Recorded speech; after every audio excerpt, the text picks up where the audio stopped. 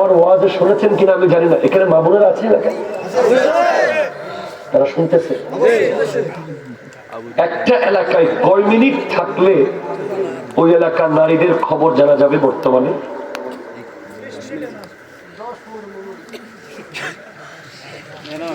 15 মিনিটে জেনে যাবেন যে ওই এলাকায় কার ঘরে কোন মেয়ে আছে, কার বয়স কত, কে বিয়ের উপযুক্ত, কে বিয়ের উপযুক্ত হয়নি, কে কলেজে যায়, কে স্কুলে যায়, কে পার্লারে যায়, কে বাজারে যায়।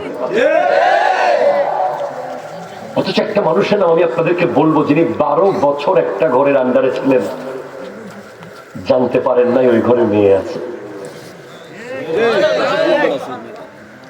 তার নাম হলো আবু সালে মুসা জঙ্গি দোস্ত, যিনি হলেন আব্দুল কাদের জিলানী রহমতুল্লাহ আলাইহির বাবা। উনি 12 বছর কাজ করেছেন একটা ঘরে, ওই ঘরে যে কোনো মেয়ে আছে উনি জানতে পারেন নাই, চেষ্টাও করেন নাই। এখন ওই ঘরের মেয়েটাকে তার বাপ কিভাবে বড় করেছে? 12 বছরে মানুষ জানে নাই যে ওখানে মেয়ে আছে। 12 বছর পর যখন বলছে আমার একটা ল্যাংড়া লুলা কানা বুবা খোরা আদা মেয়ে আছে, বিয়ে করবে? বলে হ্যাঁ, এই যে আপেল আপনার খেয়েছি, ওটার ক্ষমা যদি না করেন তাহলে এটাও বিয়ে করব, তারপরেও মাপটা যেন করে দেন, হাসরের মাঠে আপেল ফেরত দিতে পারবো না। বাসর ঘরে ঢুকে দেখে বিয়ে হয়ে গেছে, সুন্দর আকাশের চাঁদের মতো একটা নারী বসা। ইউটার্ন নিয়ে বলেন না, এটা তো আমার বিবি না। বলেন না রে জামাই, এটা তোমারই বিবি। তা আপনি যে বললেন সে অন্ধ, হ্যাঁ সে অন্ধ, সে কোনো বেগানাকে দেখে নাই। আপনি যে বললেন সে ল্যাংড়া, হ্যাঁ সে ল্যাংড়া, সে পায়ে কোনোদিন বেগানার দিকে হেঁটে যায় না।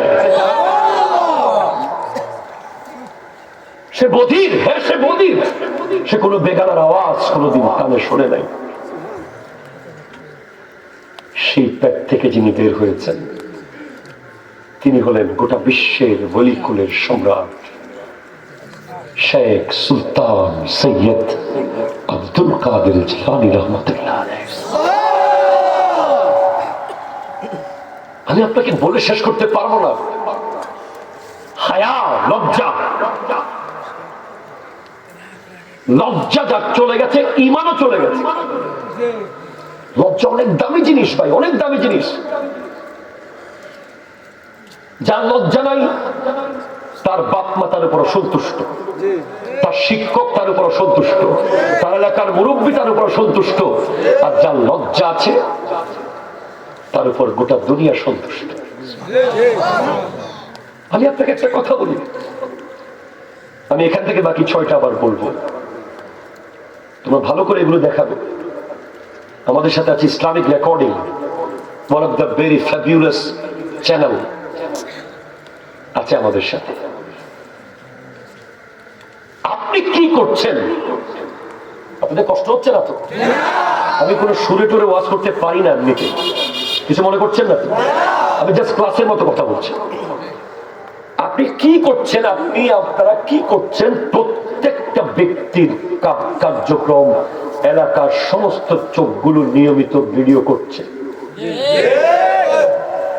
কালকে আপনি মসজিদের সভাপতি হয়ে যেতে পারেন, পরশু আপনি এলাকার চেয়ারম্যান হয়ে যেতে পারেন, আল্লাহ যদি চাওয়ালাকে প্রধানমন্ত্রী বানাতে পারে।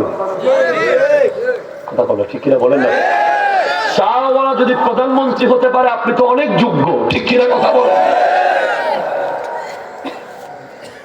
কিন্তু আপনি যেদিন এলাকার কোন গুরুত্বপূর্ণ দায়িত্বে আসবেন, গোটা এলাকা ইম্পর্টেন্ট, ইটস অলসো ইম্পর্টেন্ট, তখন মিম্বরে দাঁড়িয়ে যখন আপনি মসজিদের পক্ষে কিছু বলতে যাবেন, আপনার অতীতকে আপনি তখন আর মুছে যেতে পারবেন না।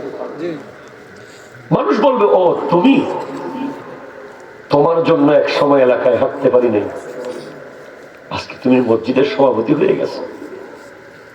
তোমার সিগারেটের ধোঁয়ার কারণে চার দোকানে বসতে পারি নাই, তোমার গীবতের কারণে এলাকায় থাকতে পারি নাই, তোমার জুলুমের কারণে এলাকায় হাঁটতে পারি নাই, তুমি আবার সভাপতি। মুখে না বলুক, মনে মনে বলবে।